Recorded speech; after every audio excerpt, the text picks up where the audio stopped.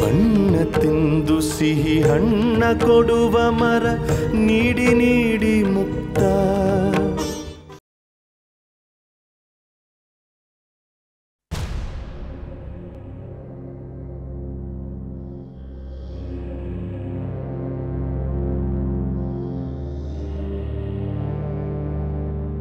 Good morning ಚಿಕ್ಕಪ್ಪ. ಹೇಗಿದ್ದೀರಿ ಚಿಕ್ಕಪ್ಪ?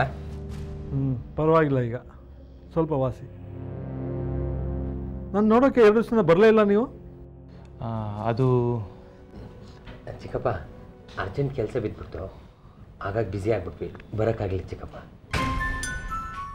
ಚಿಕ್ಕಪ್ಪ, ಡಾಕ್ಟ್ರು ವೈಷ್ಣವಿ ಪ್ರಸಾದ್ ಅವರು ನಿಮ್ಮನ್ನು ಟ್ರೀಟ್ ಮಾಡ್ತಾ ಇಲ್ಲ ತಾನೇ?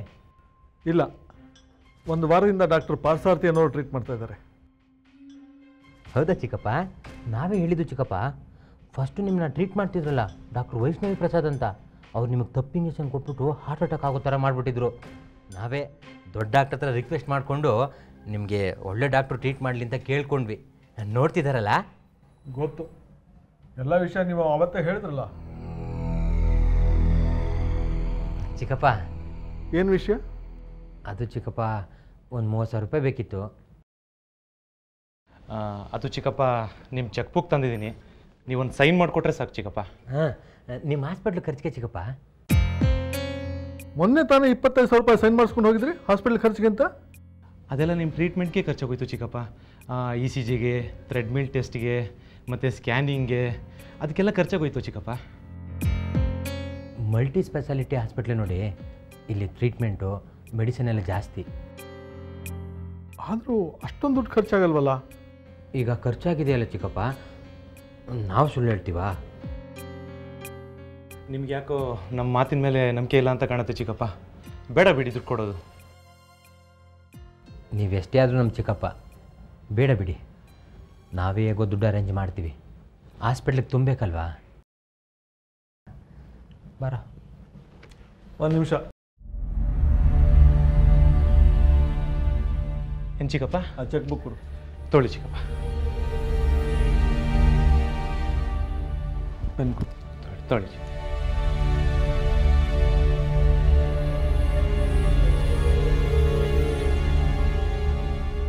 ಥ್ಯಾಂಕ್ ಯು ಚಿಕ್ಕಪ್ಪ. ಚಿಕ್ಕಪ್ಪ, ನಾವು ಹೊರಡ್ತೀವಿ, ಮತ್ತೆ ಬರ್ತೀವಿ. ಹಾಂ, ಬಾರೋ, ಬರ್ತೀವಿ ಚಿಕ್ಕಪ್ಪ.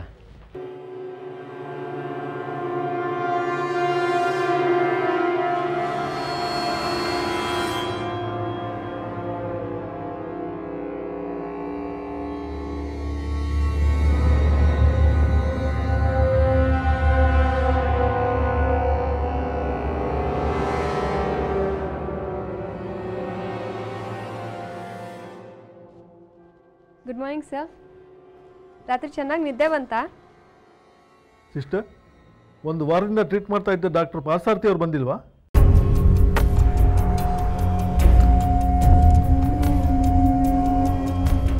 ಡಾಕ್ಟರ್ ಪಾರ್ಥಸಾರಥಿ ಅವರು ಹಾಸ್ಪಿಟಲ್ಗೆ ಬಂದಿದ್ದಾರೆ ಸರ್, ಆದರೆ ಈ ವಾರ್ಡ್ಗೆ ಇವತ್ತಿಂದ ನನ್ನನ್ನು ಡ್ಯೂಟಿಗೆ ಹಾಕಿದ್ದಾರೆ. ನಾನು ನಿಮ್ಮನ್ನು ಟ್ರೀಟ್ ಮಾಡೋದು ನಿಮ್ಗೆ ಇಷ್ಟ ಇಲ್ಲ ಅನಿಸುತ್ತೆ. ಹೌದು, ಹೋದ ವಾರ ನೀವೇ ತಾನೇ ಬೇಜವಾಬ್ದಾರಿಯಿಂದ ತಪ್ಪು ಇಂಜೆಕ್ಷನ್ ಕೊಟ್ಟಿದ್ದು. ಹಾರ್ಟ್ ಅಟ್ಯಾಕ್ ಆಗಿ ಪ್ರಾಣ ಹೋಗೋ ಸ್ವಲ್ಪದಲ್ಲೇ ತಪ್ಪಿತ್ತಂತೆ, ಮತ್ತೆ ಯಾಕೆ ಬಂದ್ರಿ? ಸರ್, ತಪ್ಪು ಇಂಜೆಕ್ಷನಿಂದ ನಿಮ್ಗೆ ಹಾರ್ಟ್ ಅಟ್ಯಾಕ್ ಆಯಿತು, ಅದು ನಿಜ. ಅದ್ರ ಬಗ್ಗೆ ನನಗೂ ಬೇಸರ ಇದೆ. ಸದ್ಯ ನಿಮ್ಗೇನೂ ಆಗಲಿಲ್ವಲ್ಲ, ದೇವ್ರು ದೊಡ್ಡವನು. ಆದರೆ ಆ ತಪ್ಪು ಇಂಜೆಕ್ಷನ್ ಕೊಟ್ಟಿದ್ದು ನಾನಲ್ಲ ಸರ್, ನಮ್ಮ ಹಾಸ್ಪಿಟ್ಲಲ್ಲಿರೋ ನರ್ಸು. ದಯವಿಟ್ಟು ನನ್ನ ಮಾತು ನಂಬಿ. ಆ ಟೈಮಲ್ಲಿ ನಿಮ್ಮನ್ನು ಟ್ರೀಟ್ ಮಾಡ್ತಿದ್ದ ಡಾಕ್ಟ್ರು ನಾನಾಗಿದ್ದರಿಂದ ಆ ಅಪವಾದ ನನ್ನ ಮೇಲೆ ಬಂತು. ಡಾಕ್ಟರ್, ನಾನೊಬ್ಬ ರಿಟೈರ್ಡ್ IAS ಆಫೀಸರು. ಸಂಬಂಧಪಟ್ಟ ಡಾಕ್ಟರ್ ಹೇಳಿದೆ ಯಾವ ನರ್ಸು ಯಾವ ಇಂಜೆಕ್ಷನ್ ಕೊಡೋಕ್ಕಾಗಲ್ಲ. ಆ ಸತ್ಯ ನನಗೆ ಗೊತ್ತು. ನರ್ಸ್ ನನಗೆ ಕೊಟ್ಟ ತಪ್ಪು ಇಂಜೆಕ್ಷನ್ನ ನೀವೇ ಹೇಳಿರ್ತೀರಾ. ಅಲ್ಲ ಡಾಕ್ಟರ್, ಎಲ್ಲ ಪೇಷಂಟ್ಸು ತಮ್ಮ ಪ್ರಾಣ ಉಳಿಸ್ಕೋಬೇಕು ಅಂತ ಹಾಸ್ಪಿಟ್ಲಿಗೆ ಬರ್ತಾರೆ. ಆದರೆ ನಿಮ್ಮಂಥ ಬೇಜವಾಬ್ದಾರಿ ಡಾಕ್ಟರ್ಸು ಯಾವುದೋ ಒಂದು ತಪ್ಪು ಇಂಜೆಕ್ಷನ್ ಕೊಟ್ಟು ಪೇಷಂಟ್ ಪ್ರಾಣಕ್ಕೆ ಧಕ್ಕೆ ತರೋದು ಸರಿನಾ? ಸರ್ ಪ್ಲೀಸ್, ನೀವೊಬ್ಬರು ಜವಾಬ್ದಾರಿಯುತ ಸ್ಥಾನದಲ್ಲಿದ್ದವರು. ಬೇರೆ ಪ್ರೊಫೆಷನ್ ಬಗ್ಗೆ ರೆಸ್ಪೆಕ್ಟಿಂದ ಮಾತಾಡಿ. ಡಾಕ್ಟರ್ಸ್ ಆದವರು ಪೇಷಂಟ್ ಪ್ರಾಣನ ಉಳ್ಸೋಕ್ಕೆ ಪ್ರಯತ್ನ ಪಡ್ತಾರೆ ಹೊರತು ತೆಗಿಯೋಕ್ಕಲ್ಲ. ಡಾಕ್ಟರ್ಸು ಬೇಜವಾಬ್ದಾರಿ ಅಂತ ಮಾತಾಡಬೇಡಿ ಸರ್, ಹರ್ಟ್ ಆಗುತ್ತೆ. ಎಲ್ಲ ಡಾಕ್ಟರ್ಗಳ ಬಗ್ಗೆ ನಾನು ಹೇಳ್ತಾ ಇಲ್ಲ ಡಾಕ್ಟರ್ ವೈಷ್ಣವಿ ಪ್ರಸಾದ್, ನಿಮ್ಮಂಥ ಬೇಜವಾಬ್ದಾರಿ ಡಾಕ್ಟರ್ ಬಗ್ಗೆ ಹೇಳ್ತಾ ಇರೋದು. ಸರ್ ಪ್ಲೀಸ್, ಈ ವಿಷಯದಲ್ಲಿ ನಿನ್ನ ಮಾತು ಬೇಡ. ನನ್ನ ಸೀನಿಯರ್ ಡಾಕ್ಟರು ನಿಮ್ಮನ್ನು ಟ್ರೀಟ್ ಮಾಡೋಕ್ಕೆ ಹೇಳಿದ್ದಾರೆ. ಇದು ನನ್ನ ಕರ್ತವ್ಯ. ದಯವಿಟ್ಟು ಅವಕಾಶ ಮಾಡಿಕೊಡಿ. ಬಿ ಪಿ ಮಾಡಿ.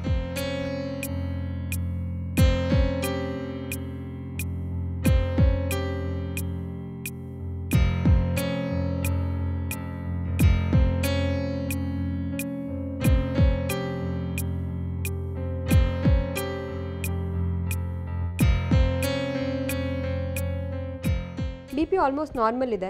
ಟ್ಯಾಬ್ಲೆಟ್ಸ್ನ ಕಂಟಿನ್ಯೂ ಮಾಡಿ. ಸರ್ ಏನಾಗ್ತಿದೆ? ನರ್ಸ್ ನೀರು ಕೊಡಿ.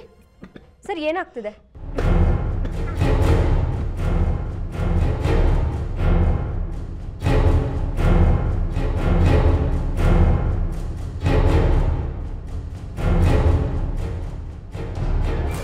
ಈ ಕೆಮ್ಮು ಬಂದಾಗ, ಸುಸ್ತಾದಾಗ, ನಕ್ಕಾಗ ತಲೆ ತಿರುಗುತ್ತೆ.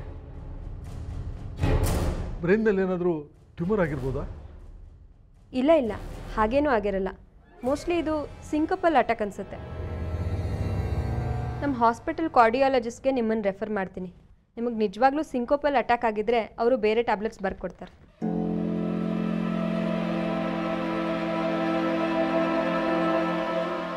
ನಿಮ್ಮನ್ನು ಮಧ್ಯಾಹ್ನ ಬಂದು ಇನ್ನೊಂದು ಸತಿ ಚೆಕಪ್ ಮಾಡ್ತೀನಿ.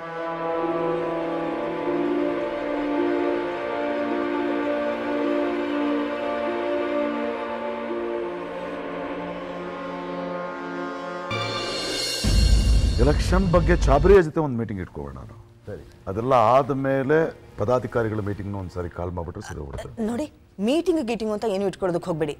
ಇನ್ನೇನು ಸ್ವಲ್ಪ ಹೊತ್ತಲ್ಲೇ ಇಬ್ರು ಬಂದ್ಬಿಡ್ತಾರೆ. ಸುಮಾರು ದಿನ ಆದಮೇಲೆ ಇಬ್ರು ಮನೆಗೆ ಬರ್ತಾ ಇದ್ದಾರೆ. ಫ್ರೀ ಇಟ್ಕೊಳ್ಳಿ ಅಷ್ಟೇ.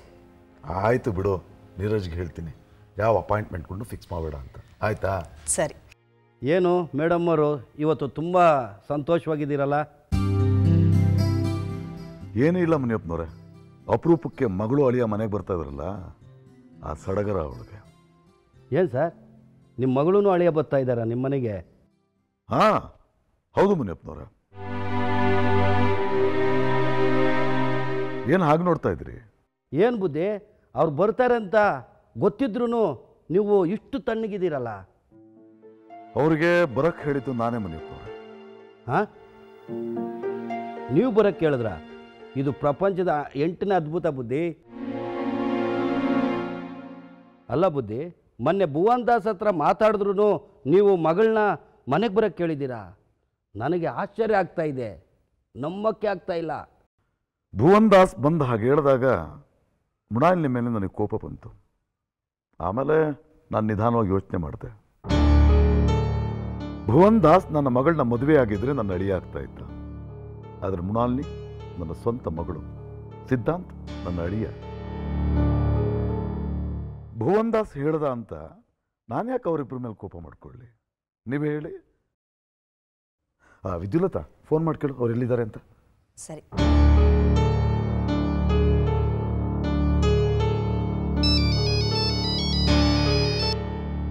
ಹಲೋ ಪುಟ್ಟ, ಎಲ್ಲಿದ್ದೀರಿ?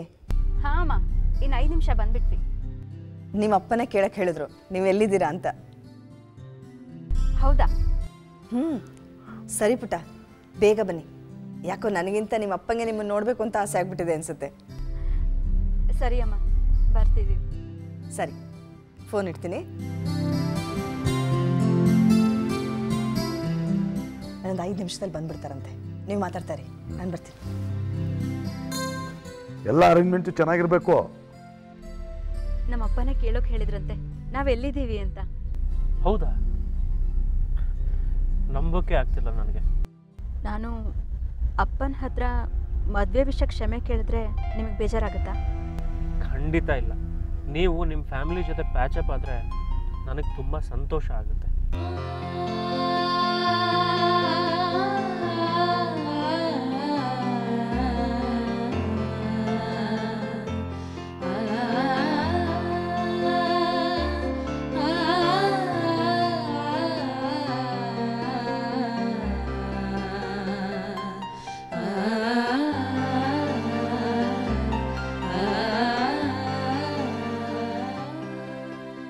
ಹಿಂದೆ ಈ ಮನೆಗೆ ಬಂದಾಗ ಆಗ್ತಿದ್ದ ಫೀಲ್ಗೂ ಈಗ ಆಗ್ತಾ ಇರೋ ಫೀಲ್ಗೂ ತುಂಬ ವ್ಯತ್ಯಾಸ ಅನ್ನಿಸ್ತಾ ಇದೆ ಸಿದ್ಧಾಂತ್. ಬನ್ನಿ.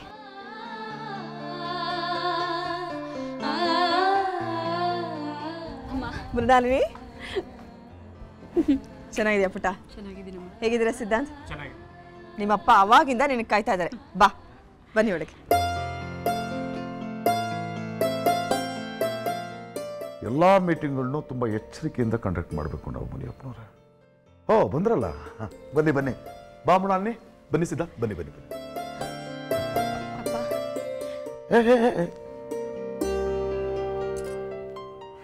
ಹೋ ಸಿದ್ಧಾಂತ್, ಇರ್ಲಿ ಹೇಳಿ ಇರ್ಲಿ. ಹೇಗಿದ್ಯಮ್ಮ? ನಾನು ಚೆನ್ನಾಗಿದ್ದೀನಪ್ಪ. ನೀವು ಹೇಗಿದ್ದೀರಾ? ನಾನು ಆ್ಯಸ್ ಯೂಶುವಲ್, ನಂದೇನಿದೆ, ಅದೇ ರಾಜಕಾರಣ, ಅದೇ ಎಲ್ಲ. ಹಾಂ ಕೂತ್ಕೊಳ್ಳಿ ಕೂತ್ಕೊಳ್ಳಿ ಕೂತ್ಕೊಳ್ಳಿ ಮನೆ ಕೂತ್ಕೊಳ್ಳಿ.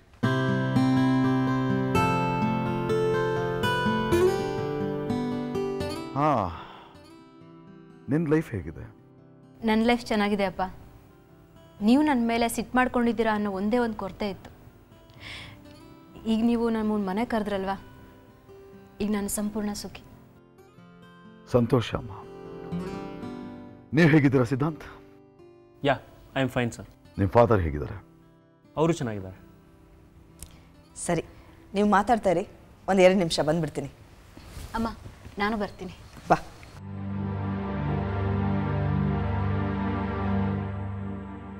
ಹಾಂ, ಕೆಲಸ ಎಲ್ಲ ಹೇಗೆ ನಡೀತದೆ ಸಿದ್ಧಾಂತ್? ಪರವಾಗಿಲ್ಲ ಸರ್. ಮುಂಚೆ ನನ್ನದೇ ಕಂಪನಿ ಇದ್ದಾಗ ಇದ್ದಷ್ಟು ಅನುಕೂಲ ಇಲ್ಲ, ಆದರೆ ನಡೀತಿದೆ. ಈಗ ಒಂದು ಫರ್ಟಿಲೈಸರ್ ಕಂಪ್ನಿನಲ್ಲಿ ಕನ್ಸಲ್ಟೆಂಟ್ ಆಗಿದ್ದೀನಿ. ಅಲ್ಲ ರೀ ಸಿದ್ಧಾಂತ್, ನೀವು ವಿರೋಧ ಪಕ್ಷದ ನಾಯಕರ ಮಗ, ಅದು ಅಲ್ಲದೆ ನಮ್ಮ ಬಿಂಗಾ ಸಾಹೇಬರು ಅಳಿಯ. ಇಷ್ಟು ಸಿಂಪಲ್ ಆಗಿದ್ರೆ ಹೆಂಗ್ರಿ? ಯಾವುದಾದ್ರೂ ಒಂದು ದೊಡ್ಡ ಬಿಸ್ನೆಸ್ ಮಾಡೋಕ್ಕಾಗೋದಿಲ್ವಾ? ಹ್ಞೂ ಸರ್, ಮಾಡಬೇಕು ಅಂತಿದ್ದೀವಿ. ಅದೇ ಮೃಣಾಲಿನಿಯವರು ಸಸ್ಯ ಸಂಜೀವನಿ ಅಂತ ಒಂದು ಡ್ರಾಪ್ಸ್ ಕಂಡಿದ್ದಾರಲ್ಲ, ಅದರದ್ದೇ ಒಂದು ಕಂಪ್ನಿ ಶುರು ಮಾಡೋಣ ಅಂತಿದ್ದೀವಿ. ಆ ಸೊಪ್ಪು ಸೌದೆ ಕಂಪ್ನಿ ಬಿಸ್ನೆಸ್ ಮಾಡಬೇಕು ಅಂತ ಆಲೋಚನೆ ಮಾಡ್ತಾ ಇದ್ದೀರಲ್ರಿ, ಅದು ಈ ಕಾಲದಲ್ಲಿ ಯಾವನ್ ಕೊಂಡ್ಕೊತಾನ್ರಿ? ಈ ಕಾಲದಲ್ಲಿ ಏನಿದ್ರು ಪೆಟ್ರೋಲ್ ಬಂಕು, ವೈನ್ ಶಾಪು, ಇಲ್ಲಾಂದರೆ ಗ್ಯಾಸ್ ಏಜೆನ್ಸಿ, ಇದರಲ್ಲಿ ಯಾವುದಾದ್ರೂ ಒಂದು ದೊಡ್ಡ ಕಂಪ್ನಿ ಶುರು ಮಾಡಿರಿ. ನಾನು ಹಿಂಗೆ ಹೇಳ್ತೀನಂತ ತಪ್ಪು ತಿಳ್ಕೊಬೇಡಿ. ನಿಮ್ಮ ತಂದೆಯವರು ಗಾಂಧಿ ಕಾಲದವರು, ಅವ್ರಿಗೆ ಅರ್ಥ ಆಗೋದಿಲ್ಲ. ಆದರೆ ನೀವು ಈ ಕಾಲದ ಹುಡುಗ, ನಿಮ್ಗೆ ಅರ್ಥ ಆಗಬೇಕು. ಅದೆಲ್ಲ ಏಜೆನ್ಸಿ ಸಿಗೋದು ಅಷ್ಟು ಸುಲಭ ಅಲ್ವಲ್ಲ ಸರ್? ಏನು ರೀ ಸಿದ್ಧಾಂತ್ ಹಿಂಗೆ ಮಾತಾಡ್ತೀರಾ? ನಿಮ್ಮ ಮಾವಂದೇ ಅಲ್ವೇನ್ರಿ ಸರ್ಕಾರ ಇರೋದು? ನೀವೊಂದು ಅಪ್ಲಿಕೇಶನ್ ಹಿಂಗೆ ಬಿಸಾಕೆ ಮಿಕ್ಕಿದ್ದು ನಾವು ನೋಡ್ಕೊತೀವಿ.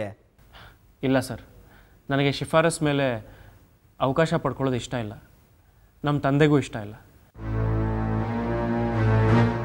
ನನಗೇನಾದರೂ ಅವಕಾಶ ಸಿಗೋಂಗಿದ್ರೆ ಅದು ನನ್ನ ಯೋಗ್ಯತೆ ಮತ್ತು ವಿದ್ಯಾಭ್ಯಾಸದ ಮೇಲೆ ಸಿಗಲಿ. ಹಾಂ, ಸರಿಯಾಗಿದ್ದೀರಿ, ತಂದೆಗೆ ತಕ್ಕ ಮಗ.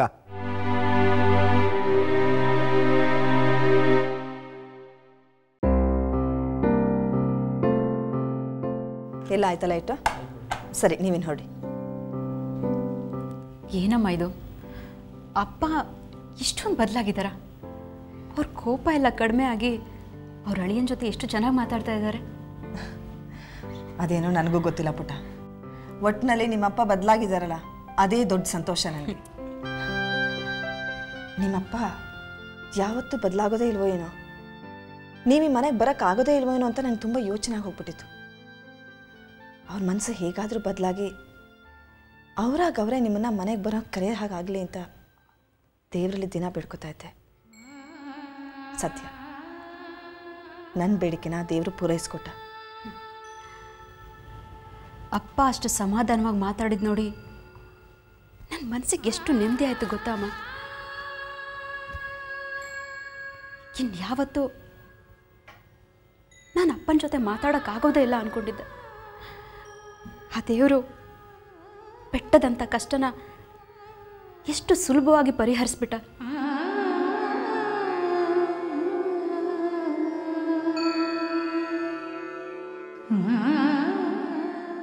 ಹೌದು ಪುಟ್ಟ, ಸದ್ಯ ನಿಮ್ಮಪ್ಪ ಬದಲಾದ್ರಲ್ಲ, ಎಲ್ಲ ಇಲ್ಲಿಗೆ ಮುಗೀತಲ್ಲ, ಅದೇ ಸಂತೋಷ.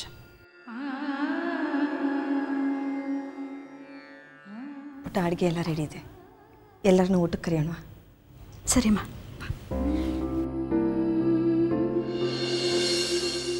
ಅಮ್ಮ, ನೀನು ಯಾಕೆ ಬಡಿಸ್ತಾ ಇದೆಯಾ? ಕೂತ್ಕೋ ನೀನು. ಯಾಕೆ ವಿದ್ಯುತ್ತ ಭಟ್ರಿಲ್ವಾ? ಅಯ್ಯೋ ರಾಮ, ಮಗಳು ಅಳಿಯ ಮನೆಗೆ ಬಂದಿದ್ದಾರೆ, ಭಟ್ರ ಕೈಯಲ್ಲಿ ಬಡಿಸೋದಕ್ಕಾಗತ್ತಾ? ಅದಕ್ಕೆ ನಾನೇ ನನ್ನ ಕೈಯಾರ ಬಡಿಸ್ತಾ ಇರೋದು. ಎಲ್ಲರೂ ಕೂತ್ಕೊಂಡು ಆರಾಮಾಗಿ ಊಟ ಮಾಡಿ. ಮೃಣಾಲಿನಿ, ಮುಂದಿನ ವಾರ ಭುವನ್ ದಾಸ್ ಮದುವೆ ನಡೀಬೇಕಾಗಿತ್ತು. ಅದು ನಿಂತೋಯ್ತು, ಗೊತ್ತಾ ನಿನಗೆ? ಹಾಂ ಅಪ್ಪ, ಗೊತ್ತಾಯ್ತು. ಮದುವೆ ನಿಂತೋಗಿದ್ದಕ್ಕೆ ಕಾರಣ ಏನು ಅಂತ ಗೊತ್ತಾ ನಿನಗೆ? ನೀನು ಭುವನ್ ದಾಸ್ ಮದುವೆ ಆಗಬೇಕಾಗಿರೋ ಹುಡುಗಿ ಜೊತೆ ನಿನ್ನ ಮತ್ತು ಭುವನ್ ದಾಸ್ ಮದುವೆ ಮುರಿದು ಬಿದ್ದಿದ್ರ ಬಗ್ಗೆ ಮಾತಾಡಿದ ಕಾರಣಕ್ಕೋಸ್ಕರ ಮದುವೆ ಮುರಿದು ಬಿತ್ತು, ಗೊತ್ತಾ ನಿನಗೆ? ಹಾಂಪ್ಪ, ಭುವನ್ ದಾಸ್ ಬಂದು ಹೇಳಿದ್ಮೇಲೆ ಗೊತ್ತಾಯ್ತು. ಅವ್ರಿಗೆ ತೊಂದರೆ ಆಗಲಿ ಅಂತ ನಮ್ಮ ಮದುವೆ ಮುರಿದ ವಿಷಯನ ನಾನು ಗಾರ್ಗಿ ಹತ್ರ ಹೇಳಿಲ್ಲ. ನೀನು ಯಾವುದೇ ಉದ್ದೇಶದಿಂದ ಹೇಳಿರ್ಬೋದು, ಆದರೆ ಅದರಿಂದಾದ ಪರಿಣಾಮ ಏನು ಅಂತ ಗೊತ್ತಾ ನಿನಗೆ?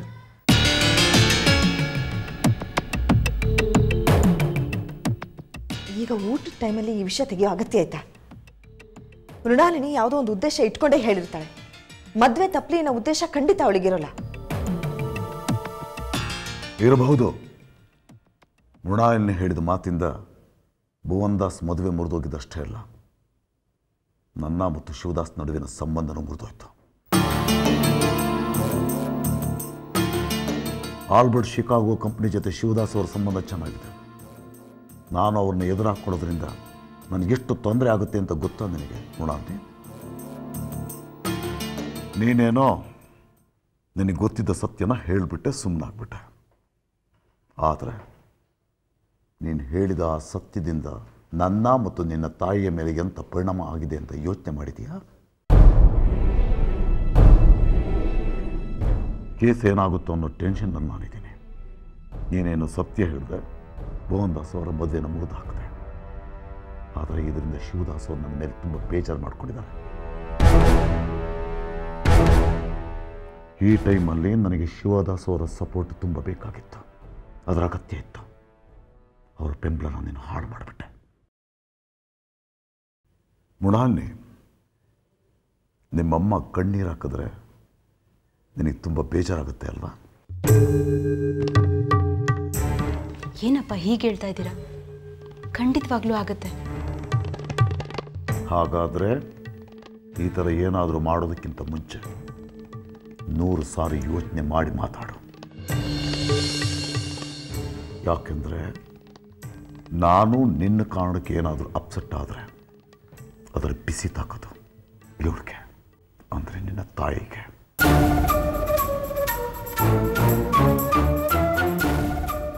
ನಾನು ನಿಮ್ಮಮ್ಮನ ಮೇಲೆ ಸುಮ್ಮನೆ ಸಿಟ್ಟು ಮಾಡ್ಕೊಳ್ತಕ್ಕಂಥ ಸಂದರ್ಭ ಬರಬಹುದು. ಆ ಕಾರಣಕ್ಕೋಸ್ಕರ ನಿಮ್ಮಮ್ಮ ಕಣ್ಣೀರು ಹಾಕಬಹುದು.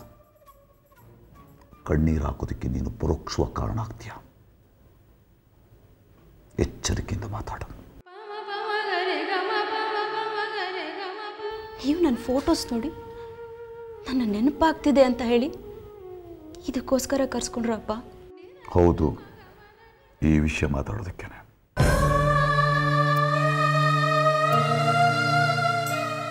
ನಾನು ಅಲ್ಲಿಗೆ ನಿಮ್ಮ ಮನೆಗೆ ಬಂದು ಮಾತಾಡೋದಕ್ಕಾಗ್ತಾ ಇರಲಿಲ್ಲ. ಅದಕ್ಕೆ ನಿಮ್ಮಮ್ಮನಿಗೆ ಹೇಳಿ ಫೋನ್ ಮಾಡಿ ನಿನ್ನನ್ನು ಇಲ್ಲಿ ಕರೆಸ್ಕೊಂಡಿತ್ತು.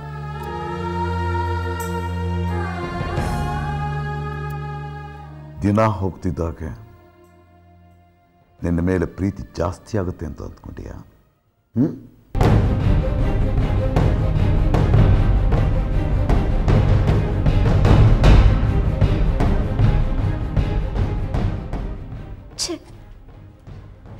ಎಂಥ ಪೆತ್ತಿ ನಾನು. ಅಮ್ಮ ಫೋನ್ ಮಾಡಿ ನಿಮ್ಮಪ್ಪ ಕರೀತಾ ಇದ್ದಾರೆ ಅಂದ ತಕ್ಷಣ ಕುಣ್ಕೊಂಡು ಬಂದೆ. ಸಾಲದಕ್ಕೆ ಸಿದ್ಧಾಂತನ ಜೊತೆಲಿ ಕರ್ಕೊಂಡು ಬಂದೆ. ಸಿದ್ಧಾಂತ್ ನನ್ನನ್ನು ಮದುವೆ ಮಾಡ್ಕೊಂಡಿದ್ದ ಸೌಭಾಗ್ಯಕ್ಕೆ ಪದೇ ಪದೇ ನಿಮ್ಮೆದುರುಗಡೆ ಅವಮಾನ ಮಾಡಿಸ್ಕೊಳ್ಳೋದೇ ಆಯ್ತು.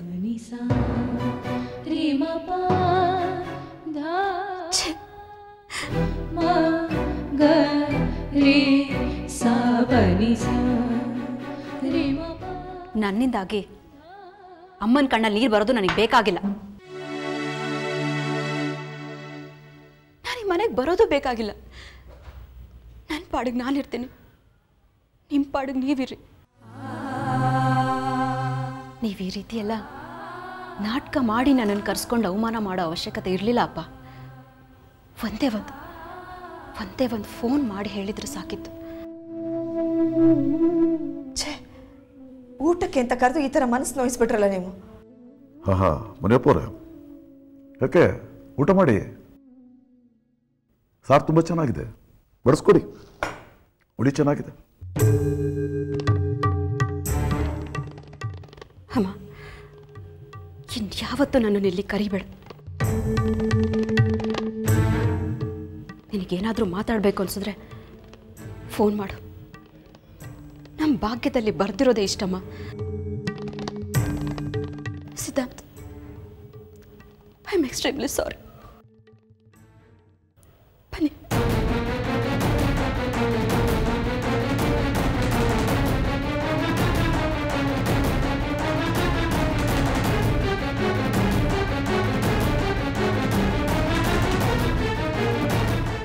ಏನು ಸರ್, ಮಗಳನ್ನ ಊಟಕ್ಕೆ ಕರೆಸ್ಬಿಟ್ಟು ಈ ಥರ ಅವಮಾನ ಮಾಡೋದು ನಿಜವಾಗ್ಲೂ ನನಗೆ ಸ್ವಲ್ಪನೂ ಇಡಿಸ್ಲಿಲ್ಲ ಸರ್.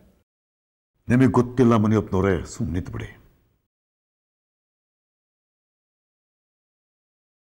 ನನ್ನ ಹೊಟ್ಟೆ ಉರ್ತಿದ್ದಾಳೆ.